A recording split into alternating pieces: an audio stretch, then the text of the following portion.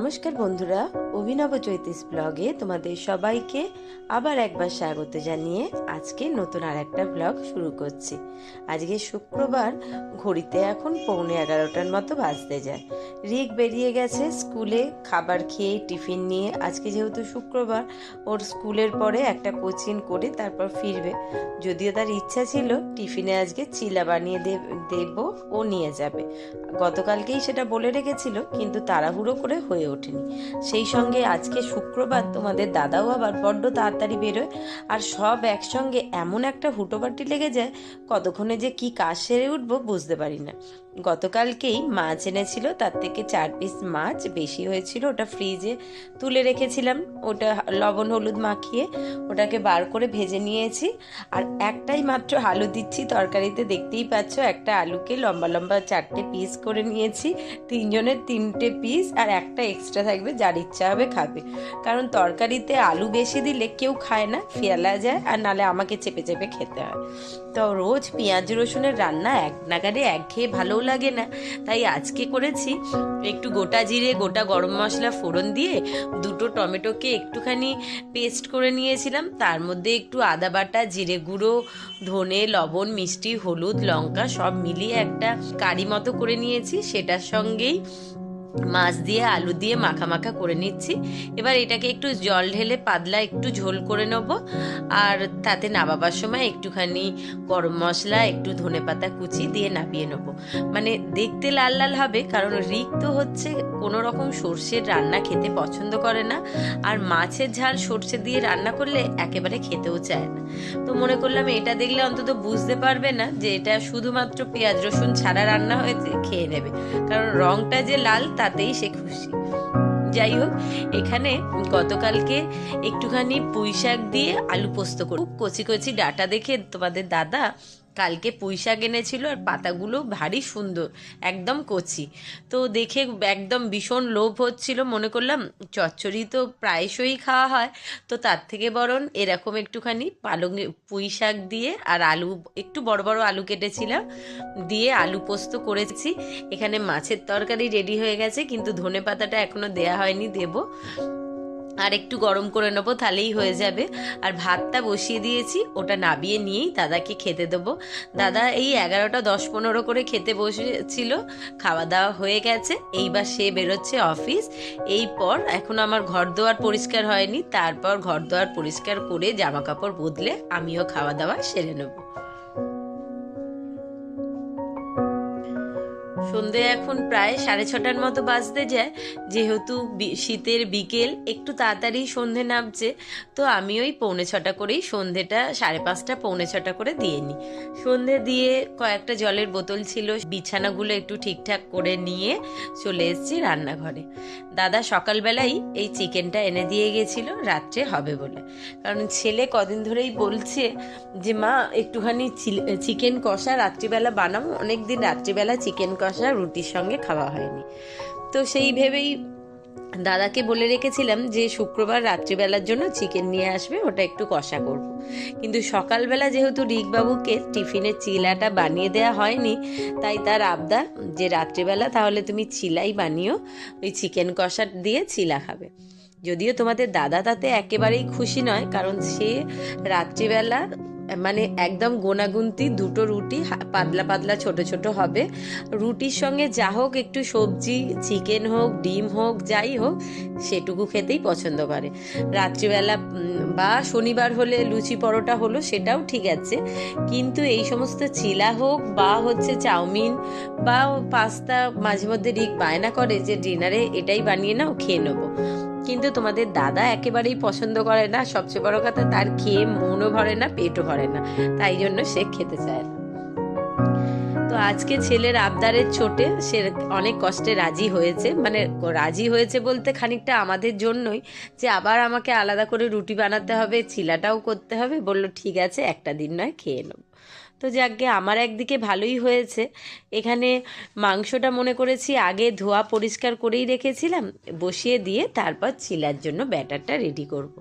সারাটা দিন সকাল থেকে সংসারে যেভাবে যত তাড়াতাড়ি কাজকর্ম সারা হোক না কেন, কোথা থেকে যে সময় বেরিয়ে যায় কিছুতেই খুঁজে পাওয়া যায় না। আর সবচেয়ে বড় যে কথাটা, কোনো একদিন যদি কোনো একটা কারণে বাই চান্স উঠতে একটু লেট হোক বা কোনো একটা কাজে একটু দেরি হয়ে যাক, বা হট করে অসময়ে কেউ একটা ফোন করেছে, কেউ চলে এসছে, যে কোনো কারণে মোদ্দা কথায় একটু যদি লেট হয়ে গেল, তো সারাদিন যতই দৌড়াই না কেন কিছুতে সেই সময়কে আর ধরে উঠতে পারবো না। কোথা থেকে কাজ করে পাহাড় উতরে দেবো, কিন্তু সেই কাজ কিছুতে টাইমে শেষ করে উঠতে পারবো না। ঠিক যেটার কাজটা সারবো মনে করবো তার উল্টোটাই হবে। সারাদিনের এই দৌড় পরিশ্রমের মাঝখানে মাঝে মধ্যে হাসিও পায় যে আমরা যতই সময়কে ধরবো বলে মনে করি, সময় কিন্তু কিছুতেই আমাদের হাতের ছোঁয়া লাগতে দেয় না। ঠিক কিছু না কিছুভাবে সে ফাঁকি দিয়ে আগে সবাইকে পেছনে রেখে এগিয়ে যায়। এই সময়ের জন্যই মাঝে মধ্যে সংসারে উদয় থেকে অস্ত খাটার পরেও দপায় দপায় সারাদিনে এত রকম রান্না বান্না তরিবাদি করে বানাবার পরেও ঠিকঠাক করে খাওয়া জোটে না।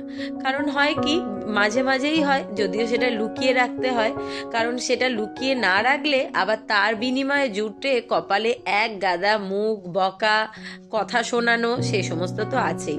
কারণ হচ্ছে সকাল থেকে, বিশেষ করে সকালের টাইমটা এতটাই এক একদিন হুটোপাটি তাড়াহুড়োর মধ্যে যায়, কিছুতেই সামলে উঠতে পারি না। মনে করি একটু পরে জলখাবারটা খাবো, আর একটু পরে ব্রেকফাস্টটা করব, এই কাজটা সেরে নিই, ওই কাজটা করে নিই, কিন্তু করতে করতে বেলা হয়ে যায়, খাওয়াটার সময় চলে যায়, আর অসময়ে খেতেও ইচ্ছা হয় না, বা হয়তো একটু বেশি লেট হয়ে গেলে আমার মনে হয় তখন আর টিফিন খেয়ে কি করব, তার থেকে বরং হাত ফাঁকা করে একেবারে দুপুরের লাঞ্চটাই সেরে নেবো।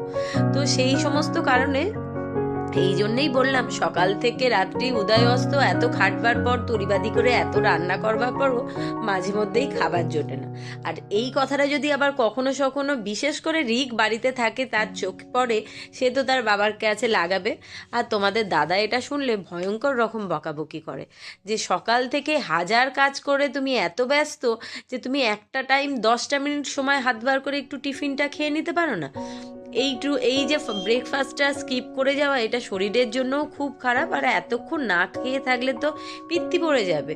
কিন্তু মাঝে মধ্যে আমি তাকে বুঝিয়ে উঠতে পারি না যে আমরা যারা মেয়েরা ঘর সামলাতে একদম মাঝে মধ্যে হিমশিম খেয়ে যাই কোনো কোনো দিন কোনো কোনো কারণে, তো সেদিনকে আর তখন মনে হয় না যে 10 মিনিট সময় বার করে আগে টিফিনটা খেয়ে নিই, তারপর অন্য কাজে হাত দেবো। তখন মনে হয় ওরে বাবা কত তাড়াতাড়ি কাজটা সেরে নিই, তারপর একটুখানি শান্তি মনে বসে খাবো।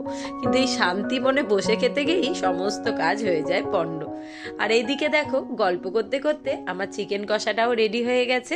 একটু গরম মশলা গুঁড়ো ছড়িয়ে দিলাম, আর মনে করেছি একটু কাসৌরি মেথি ওপর দিয়ে ছড়িয়ে ঢাকা চাপা দিয়ে রেখে দেবো, তাহলে দারুণ সুন্দর একটা মারাত্মক দুর্ধর্ষ সেন্ট আসে। আর ওই সেন্টটা আমার আর রিকে দুজনেরই ভীষণ পছন্দের। এখানে চিলা বানাবার জন্য দুটো আলু তো দেখেছিলে আগেই জলে ভিজিয়ে রেখেছিলাম, তাও দেখো আলুটা গ্রেট করবার পর কি বাজে কালার এসে গেছে। আর একটা বড় সাইজের গাজর, সেটাকেও গ্রেট করে রেখেছি। আর এখানে দুটো ডিম নিয়ে নিয়েছি ডেচকির মধ্যে, আর এর মধ্যে দেব লবণ, মিষ্টি 1 চামচ, তার আরেকটুখানি ক্যাপসিকাম, টমেটো সবই আছে ফ্রিজে, কিন্তু তা সত্ত্বেও এতটুকু করে কেটেছি, কারণ তোমাদের দাদা একেবারেই ক্যাপসিকামের সেন্ট, একেবারে টেস্ট কোনোটাই পছন্দ করে না, খেতেও চায় না। কিন্তু একটু কিছু না দিলে চিলাটাই বা কি করে ভালো লাগবে। আবার আমার ছেলে তার উল্টো, সে আবার এই সমস্ত খেতে ভালোবাসে, তাই অল্প করে দিয়েছি। এবার স্বাদ মতো লবণ দিয়ে দিয়েছি, 1 চামচ চিনি দিলাম, আর দিয়েছি সামান্য একটুখানি খাবার সোডা। আর ওখানে একটা বড় সাইজের পেঁয়াজ খুব পাতলা পাতলা ঝিরিঝিরি করে কেটে রেখেছি, আর 4টের মতো কাঁচা লঙ্কা কুচিয়ে রেখেছি। আর এখন দিয়ে দিচ্ছি প্রায় ওই 200 মতো টক দই। সব দিয়ে এটাকে ভালোভাবে একটুখানি ঘেটে নেবো, তারপর একটুখানি আটা আর ময়দা দুরকম মিশিয়ে ব্যাটারটা রেডি করব। এখন মোটামুটি 2 কাপের মতো দুধও দিয়ে দিলাম। দুধ দিলে চিলাটা বেশ দারুণ সুন্দর নরম তো হয়, আর একদম লং টাইম অনেকক্ষণ পর্যন্ত দারুণ সুন্দর নরম থাকেও। তো সেই কারণে দুধ দিয়েই চিলাটা বানাবার চেষ্টা করি। দইও দিয়ে দিয়েছিলাম 200-র মতো, পেঁয়াজ, লঙ্কা, টমেটো, ক্যাপসিকাম, লবণ, মিষ্টি, খাবার সোডা সব দেওয়া হয়ে গেছে। এবার এই আটা ময়দাটার সঙ্গে ব্যাটারটা ভালোভাবে গুলিয়ে নিয়ে একটুখানি পাতলা থাকবে, আর তার উপর ওই গ্রেট করা আলু আর গ্রেট করা গাজরটাও দিয়ে দেবো। দিয়ে সুন্দরভাবে ব্যাটারটা মিশে গেলে মোটামুটি 10-15 মিনিট অপেক্ষা করব, মানে এটা রেস্টে রেখে দেবো। তারপর খাবার আগে গরম গরম ভাজবো আর সকলে খেয়ে নেবো। যদিও যতই বলি গরম গরম ভাজবো, একটা একটা করে চিলা বানাতে তো একটু সময় লাগবেই, কিন্তু ওই ভাজা হয়ে গেলেই একেবারে সবাই খেতে বসবো। ব্যাটারটাকে গুলে রেখে দিয়েছিলাম 10-15 মিনিট মতো, এই যে এই রকম টাইপের রেখেছি। চলো এবার ঝটপট করে চাটুও বসিয়ে দিয়েছি, গরম হয়ে গেছে। প্রথম চাটুটায় একটু বেশি তেল দিলাম, কারণ এটা তো পুরো শুকনো রয়েছে, তাই চাটুটাতে ভালোভাবে একটুখানি তেলটা বুলিয়ে নিলাম। তারপর মনে করেছি চিলাগুলো খুব ছোট বা পাতলা বাটাবো না, একটু বেশি বেশি করে দিয়ে দিচ্ছি, 2-3 হাতা করে একটু বড় বড় করে বানিয়ে নেবো, তাহলে তাড়াতাড়ি হয়ে যাবে।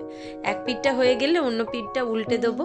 যেহেতু প্রথমবারে তেলটা বেশি দিয়েছি, তাই একটা পিঠ মানে যেটুকু তেল আছে সেটাতেই 2টো পিঠ সেঁকা হয়ে যাবে, আর পরেরগুলোতে ওই একটু করে বুলিয়ে বুলিয়ে নিলেই হয়ে যায়। ছিলাতে তো খুব একটা বেশি তেল লাগে না। আর এই কটা মোটামুটি ভাজা কমপ্লিট হয়ে গেলেই খাওয়া দাওয়া সেরে নেবো। যদিও আজকে রিক বলছিল ওর বাবাকে যে বাবা একটুখানি এর সঙ্গে টক দই নিয়ে আসো, একটু রায়তা বানাবো।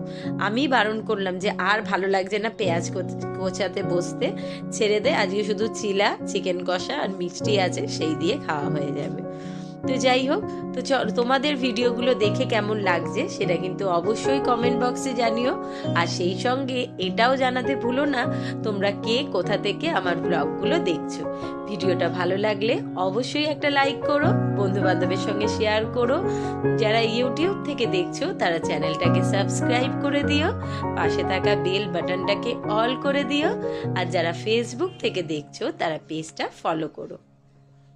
তোমাদের ফলো করা বা সাবস্ক্রাইব করা, একটা কমেন্ট, একটা লাইক বা একটা শেয়ার করা আমাদের মতো ছোটোখাটো ইউটিউবারদের কাছে সেটা একটা বিশাল বড় প্রাপ্তি বা পাওনা, যেটাই বলো না কেন। কথা বলতে বলতে ওদিকে চিলাগুলো সব রেডি হয়ে গেছে, আর এখানে আবার তোমাদের দাদা বললো একটু আলু ভাজাও করো, তো সেটাও করা কমপ্লিট হয়ে গেছে। তো চলো, শুভরাত্রি, টাটা।